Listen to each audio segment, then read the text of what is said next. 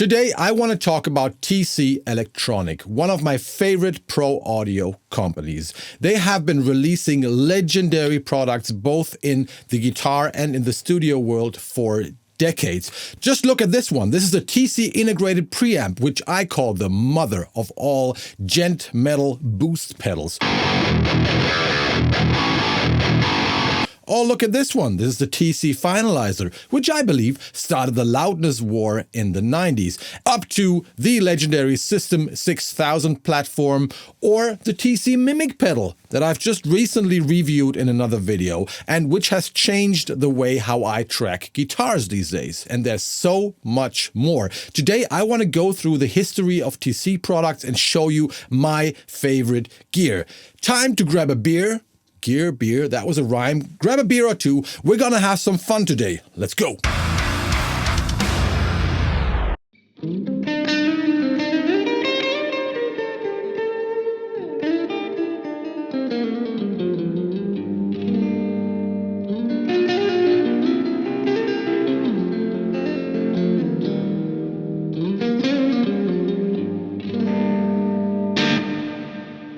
So TC was founded more than 40 years ago by two Danish musicians and brothers called Kim and John. I'm not even going to try to pronounce their surname. I speak German and Swedish, and Denmark is kind of in the middle, but that language has stayed a mystery to me. It's weird. I love Denmark, don't get me wrong, but you can try. Maybe somebody can tell me how to pronounce that. Anyway, those guys came up with their first product in the late 70s, and that is already a legend, and that is the infamous TC Stereo Chorus pedal. I remember back in those days, I talked to my guitar teacher because I wanted to get a chorus pedal, and then he said, basically there's toys and then there's one real thing, and that is the TC chorus. And I tried it. I remember I couldn't afford it, but that was like the only chorus that did not sound like an effect. It really sounded transparent, and it would just meld the chorus effect with your guitar tone in a super organic way. And still, until today, I believe that is the best sounding and most subtle sounding and most beautiful sounding chorus pedal out there. Anyway, there is a plugin version, link below.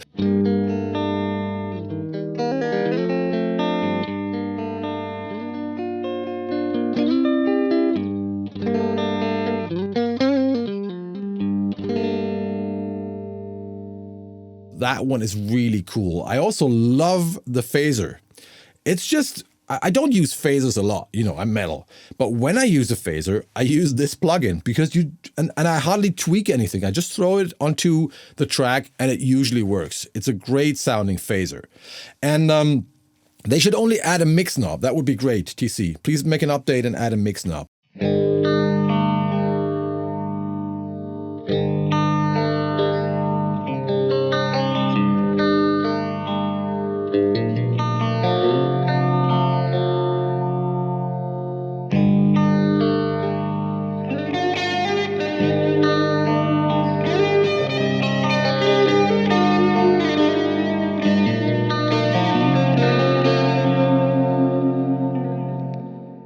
Let's move on to the 80s when TC came up with another groundbreaking product, and that was the TC 2020-90 digital dynamic delay, which just changed everything. That was a revolution for digital delay. And it's a great example of how TC has always been used both by studio people, engineers, but also by guitarists, because you could see that thing.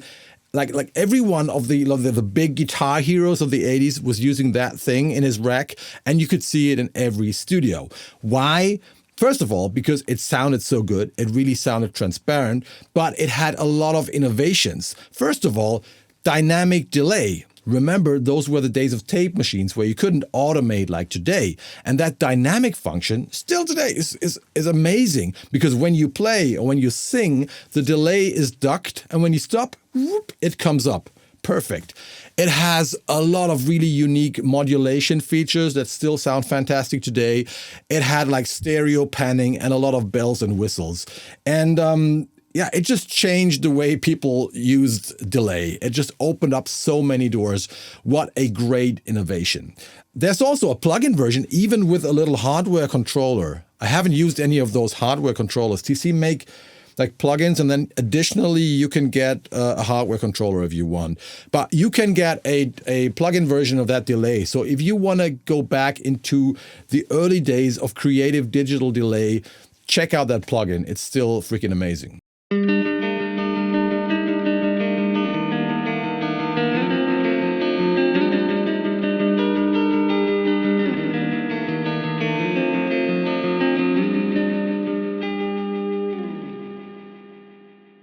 Let's go back to the guitar world and let's talk about the TC integrated preamps.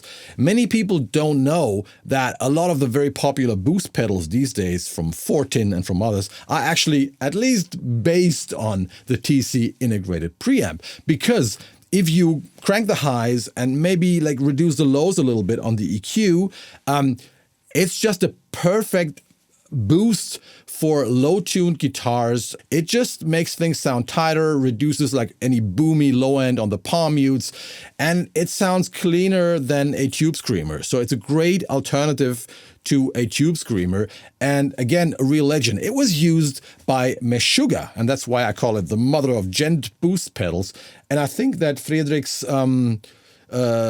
signature pedal from Fortin is based on that one. And there are a lot of other boost pedals out there based on the TC integrated preamp. Again, a clean boost with an EQ, but it just works for tightening your low-tuned, high-gain guitars.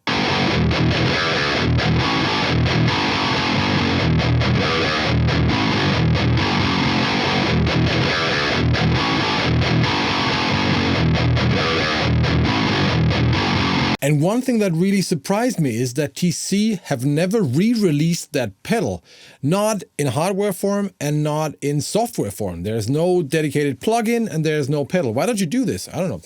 But there is something that you can use because there's a plugin of another TC pedal that is actually pretty similar. And that is the boost and distortion. And this is part of their vintage guitar pedals bundle, which I totally recommend because it includes the chorus and the phaser and that one and another pedal. Check it out. But now it's time to talk about reverb because I'm a real TC reverb guy. So when I musically grew up in the 90s, there were like two brands. There was Lexicon and there was TC Electronic. American Reverb, European Reverb.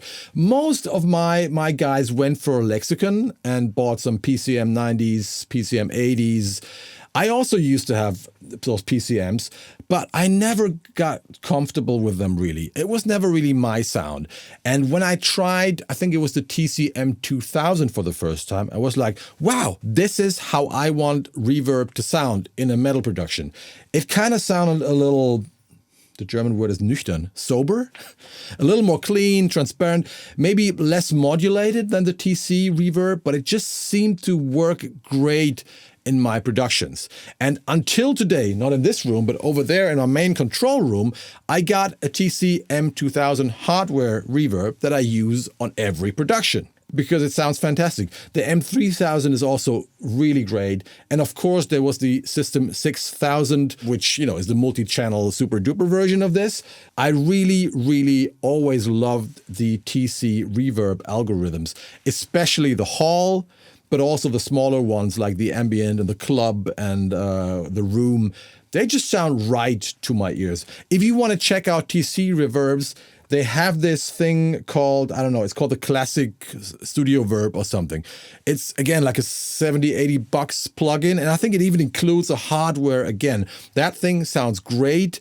There's a nice video out there of two Madsen showing the different algorithms. You find it on YouTube, or I put a link here. That's just a great and very affordable entry into the world of TC's reverbs, which I have always been using throughout my entire career.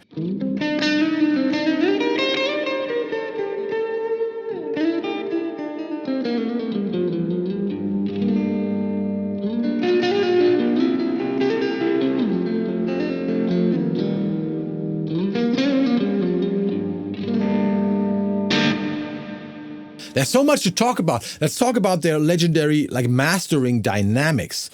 And I gotta tell you my personal TC Finalizer story. Because before the Finalizer was released, mastering was a super duper high-end kind of thing. And most metal records were done in professional studios back then in the 90s, which already meant you need to have a lot of money to run a studio like this. But mastering was mostly done elsewhere and was some kind of weird magic and super expensive. Until TC came up with the Finalizer. And I remember in 1997, I was 18 or 19 years old, I was recording an EP with my band at Stage 1 Studios at Andy Klassen's place. Hello, Andy, in case you're watching this. That production still sounds great today, I gotta say that. So we were recording there, 3 songs, I think. Took all our money and went there. All analog recording, tape machine, you know. You actually had to play an entire song and no editing and no faking.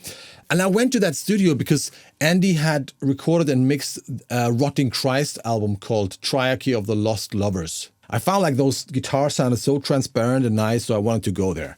Should check out that album again. Rotting Christ are cool. Anyway, so we went there. And we mixed the whole thing, and then we did not have any money. But Andy Klassen, he was about to buy a TC Finalizer. And he said, hey, I need to try that thing anyway. I need to play around with it. So I'll just do your mastering myself, and I'll do it for free. And I was like, cool, yeah, why not? Do it. I think I didn't even know what mastering was back in the days. Anyway, so he did that mastering. He told me, yeah, I'm just going to sweeten the mix a little bit and make it sound better, blah, blah, blah. And then he sent me, I think it was a DAT digital tape. I listened to it and I was a little underwhelmed because it was like, it sounded the same, like a little brighter, a little more hi-fi. So yeah, cool. Nice. Sounded the same until I looked at the meter of the DAT tape and it was like this. Pinned, you know, and I was like, holy shit. So I took it out and put back the DAT tape of the original mix and, you know, all the loudness was gone. So I was like, holy fucking shit. We're gonna blow everybody out of the room when we play this. And it turned out we were the loudest master of them all. And it was so cool. And to me, it sounded exactly the same. So that was my Finalizer experience. And TC brought that level of like the multiband dynamics and mastering, limiting and all that stuff into the, how do you call it this? Those were professional studios, but not super high-end studios, into the metal world. And that really changed, you know, how metal sounded, because from there on, things got really, really loud. So together, maybe with the Waves L2 plugin, the Finalizer caused the loudness war. Is that a good or a bad thing? You let me know in the comments. And you know what? I'm still today, I'm using a TC Finalizer Express. Because back in the days, I couldn't afford a real Finalizer. That thing was not cheap, don't get me wrong. That was like $3,000 or something. And I still use a TC Finalizer Express these days in my main control room on the master bus. Because my typical mastering chain is the multiband compression from TC, which just sounds great, and it gives you some options to pre-shape the sound a little bit, into a mastering limiter, usually ozone. Because you know what? I'm not a big fan of the TC mastering limiters. In the Finalizer, I never really liked the TC limiters. You can't like everything. I do like their soft clipping though, but that's a different story. So till today, my mastering setup is TC Finalizer into some kind of modern mastering limiter. So when I'm in my control room, I actually use the hardware. When I'm mixing somewhere else, I use the MD3 plugin from TC, which is kind of like the modern software version of the Finalizer. It actually sounds even better because, you know, it has better filters, it has better crossovers, it's probably oversampled and stuff like that. But a lot of people have forgotten about the Finalizer algorithm, and I still think especially the multiband compression sounds fantastic up to these days and really helps to get your mix loud in a cool way. So check out the MD3 plugin, and there's also a version called Master X, which is also based on the Finalizer. I think it's the exact same algorithm, but with a different interface, which is a little more idiot-proof. And I use that one a lot as well. It's always on my tom bus to give the toms like a more hi-fi kind of tone. And I use it on vocals sometimes to make them sound more brutal. That's Master X. So let's talk about the latest stuff that they have released, because they somehow came back into the guitar world a few years back. And I think that was after they became a part of Music Tribe, which basically is Behringer. Don't we all love Behringer? No, we don't. But I think in TC's case, it was pretty good, because I know that's true, but it looks like it gave them the option to build and design like a lot of guitar pedals again, and to produce them fairly affordable. So they came up with a lot of really, really nice guitar pedals. One of them is the iMaster, like an HM2 kind of thing that sounds really good. Another one is this IR player that I was showing in another video. I can put the link here. And that was like the first pedal IR player where I felt like, okay, this is well done. You can finally load IRs of all sampling rates. You can finally load longer IRs, and it all works, and you got it's easy to operate, and it just works and has all the features that I need. So that IR player is great. It also sounds good, by the way. And just lately, I showed you the Mimic pedal, which for me is a revolution, because you can finally create fake doubles, fake double tracking for guitars. At least I usually have a double track, but then for having like a third and a fourth track, this is just so good to have, because it saves so much studio time. They have been releasing great guitar gear, and look at this behind me. This is actually a TC electronic bass cap that I bought 2 years ago, that I also used in a few videos. It's a 4x10 bass cap that looks great and sounds great. I gotta say that, even if it's not loaded with Eminence speakers. So they have been like widening their portfolio in the latest years, and have added a lot of cool bass and guitar gear as well. But what I want you to look at is especially the studio gear, because I feel like especially the younger generation has forgotten about TC. There are many alternatives out there. It's not only Lexicon and TC anymore, and not only the Waves L2 and the TC Finalizer anymore. There's a lot more. And I feel like especially the studio plugins from TC are quite overlooked.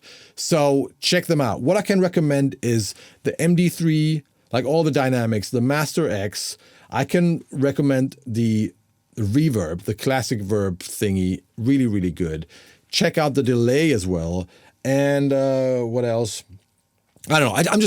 I'm just gonna make a list down there, a list of plugins that I use. And this is not just some promo talk that I do here. I have been using TC gear my entire career. I also used it as a guitarist live. I had this for years when I used to be touring for a few years, like quite a bit, like a few Nightliner tours all the time. And I was always using this TCG Major multi-effect, digital multi-effect. That was so great. It sounded great. You could even switch your amp with that thing, had a good tuner, had like everything you needed. So also the guitar multi-effects. I've always been using TC stuff, and I was always happy, except for the limiters. But I haven't tried the latest one. Anyway, so I thought maybe if you enjoy this video, please let me know, because I might do a few follow-up videos just talking about other companies where I have actually used their stuff for many years or even decades, and where I just appreciate the existence of that company. And I especially love like innovative companies like TC Electronic. Really, really cool. And if you want to see me demonstrating any of the TC stuff I've talked about, please let me know in the comments. Let me know, what's your favorite TC gear, or why don't you like TC Electronic, and so on. I think that's all for today. That's all I wanted to show you today. I hope I could inspire you to take a look at some of those products. Don't forget to subscribe to this channel, I always forget to mention that, and to ring the bell if you want to see more videos like this. That's all for today. I see you in hell, motherfuckers. Bye-bye.